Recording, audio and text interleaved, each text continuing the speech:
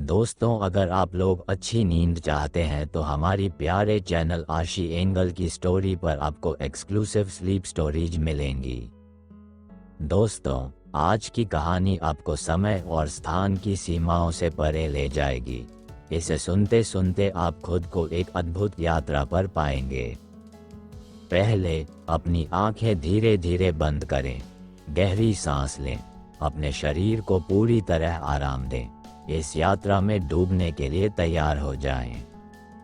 दोस्तों, अगर आप सभी कहानी सुनने के बाद शांति का अनुभव करें तो मेरे चैनल को जरूर सब्सक्राइब कीजिए। चलिए कहानी को शुरू करते हैं। बहुत समय पहले एक पहाड़ियों से घिरे सुंदर और हरे भरे गांव में एक लड़की रहती थी जिसका नाम आर्या था। आर्या दिल से बहुत कोमल थी, लेकिन उसे नींद की समस्या थी। वह हर रात जागती रहती, उसके दिमाग में तरह तरह के ख्याल चलते रहते। गांव के लोग कहते थे कि नींद न आने का कारण उसकी अनगिनत चिंताएं थीं। गांव के पास एक घना जंगल था। उस जंगल के बारे में अजीब अजीब कहानियां सुनाई जाती थीं। सबसे खास थी चांदनी की जादुई नदी की कहानी। लोग कहते थे कि वह नदी चांद की रोशनी में चमकती है और जो भी उसकी लहरों को ध्यान से सुनता है उसे तुरंत गहरी और सुकून भरी नींद आ जाती है। लेकिन जंगल इतना बड़ा और रहस्यमय था कि कोई वहां तक जाने की हिम्मत नहीं करता था।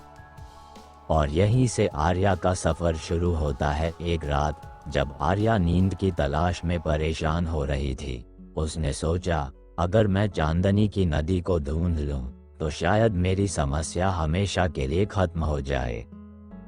सुबह होते ही वह जंगल की ओर चल पड़ी। उसके पास सिर्फ एक छोटा सा थैला था जिसमें रोटी और पानी था। जंगल बहुत घना था। पेड़ों की शाखाएं आपस में गुत्थम-गुत्था थीं, जैसे वे राहगीरों को रोकना चाहती हों, लेकिन आर्या की हिम्मत बुलंद थी। चलते चलते उसे एक तोता मिला जो बोल सकता था। तोता बोला, कहाँ जा रही हो लड़की? आर्या ने कहा, मैं चांदनी की नदी की तलाश में हूँ। तोता हंसा और बोला, वह आसान नहीं है। उस नदी के रास्ते में जादुई पहेलियाँ हैं। अगर तुम उन्हें हल नहीं कर पाए तो तुम कभी आगे नहीं बढ़ पाओगी। आर्या ने निडर होकर कहा, मैं कोशिश करूंगी। तोता उसकी हिम्मत से प्रभावित हुआ और बोला, ठीक है, मैं तुम्हारी मदद करूंगा। और उसने उसे एक रहस्यमय पुल के बारे में बताया। पहली पहेली, रहस्यमय पुल। थोड़ी देर चलने के बाद आर्या और तोता एक टूटे हुए लकड़ी के पुल पर पहुंचे। पुल के ऊपर एक पत्थर पर लिखा था, अगर तुम इस पुल को पार करना चाहती हो तो बताओ किस चीज का कोई अंत नहीं होता? आर्या ने थोड़ी देर सोचा, फिर उसने जवाब दिया, आसमान और ख्वाहिशें, इनका कोई अंत नहीं होता। इतना कहना था कि पुल खुद ब खुद ठीक हो गया और आर्या ने उसे पार कर लिया। दूसरी पहेली, समय का पेड़। जंगल के भीतर आर्या ने एक बहुत पुराने पेड़ को देखा। पेड़ की शाखाओं पर घड़ियां लटक रही थीं। एक गहरी आवाज आई, अगर समय को रोकना हो तो तुम्हें ये बताना होगा कि इसका सबसे बड़ा मूल्य क्या है। आर्या ने कहा, समय का सबसे बड़ा मूल्य ये है कि यह हमें सुकून और खुशियां देता है अगर हम इसे सही तरीके से इस्तेमाल करें। पेड़ मुस्कुराया और रास्ता साफ हो गया।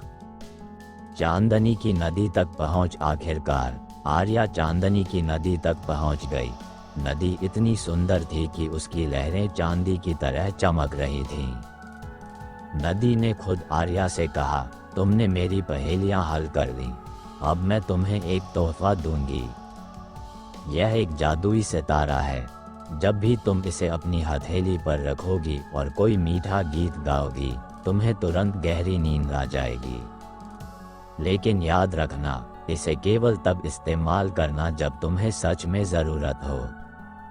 सोने का महल। आर्या ने नदी का धन्यवाद किया। जब वह वापस लौट रही थी तो रास्ते में उसे सोने का एक महल मिला। वह महल उस जादुई सितारे से बना था जो नदी ने उसे दिया था। महल के अंदर आरामदायक बिस्तर थे और चारों ओर एक अजीब सी शांति थी। आर्या ने वहां कुछ दिन बिताए और अपनी खोई हुई ऊर्जा वापस पाए। जब वह अपने गांव लौटी तो उसने चांदनी की नदी की कहानी सबको सुनाई। उसने गांव के लोगों को बताया कि असली जादू नदी में नहीं बल्कि हमारी अपनी सोच और आत्मविश्वास में है। सीख और सुखद अंत। अब आर्या हर रात अपनी छोटी सी जादुई सितारा बूंद लेकर एक मीठा गीत गाती और गहरी नींद में डूब जाती। उसके जीवन में शांति और सुकून आ गया। और इस तरह चांदनी की जादुई नदी ने आर्या के साथ साथ पूरे गांव को ये सिखा दिया कि सुकून और खुशी हमें बाहरी दुनिया से नहीं बल्कि अपने अंदर की शांति से मिलती है। दोस्तों, अब कहानी यहीं पर खत्म होती है। चलिए अब आप सब भी अपनी आंखें बंद कीजिए और आर्या की तरह अपनी कल्पना की आप भी एक जादुई नदी में जाएं और फिर गहरी नींद में डूब जाएं।